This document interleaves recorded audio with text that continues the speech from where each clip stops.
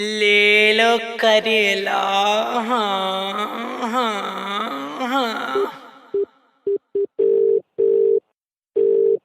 Hello. Hello. हाँ गे हमर सुगनिया बोल न। अरे कहाँ छी गे, देख न तोरा घर के नीचा आइलियो करेला लेके। रे मुझोसा तू करेला लेके ने झमेला लेके आवे छे। बड़ा मार मार तूने तो जो यहाँ से। नहीं हम बिना मिलले नहीं जेबू, हमर गप सुन। करेला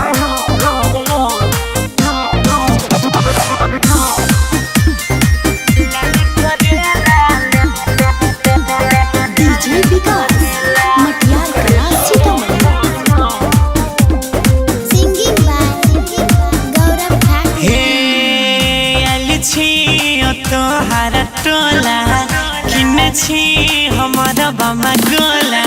घरवा से निकले ने बहरी लेके के कोना झोला। दर्शन कराई देने अपन करे ने बेसी झमेला। ले लो करेला। हाँ हाँ हाँ करेला। लाले करेला लाले करेला गे लाले करेला लेके एलियो के खेला। रे सुनवा। हाँ भैया। अरे तू ही बोलान रे।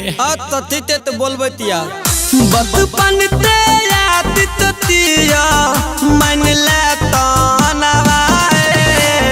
बचपन ते याद ततिया मन ले तानवा। तोला बिना लाद ने बौदी बोया ते मनवा। तोला बिना लाद न बौदी। ओ नहीं आबे तो रुक बोलबे छियो। सुने हमर प्यारी लेके एलो तरकारी हाथ जोड़ छियो निकले दुआरी हे गे जान।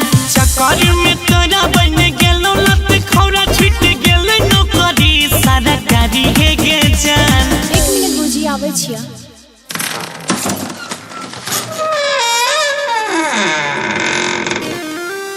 किया करे छी परेशान छौरा ललते बाबू हमर जान छौरा।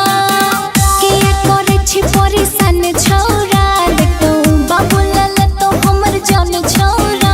झूठे घर बाके आगा तमाशा न बना रे।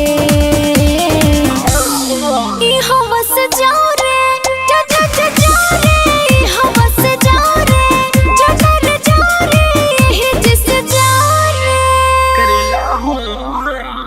Vijay Shri digital audio recording studio Biharigunj.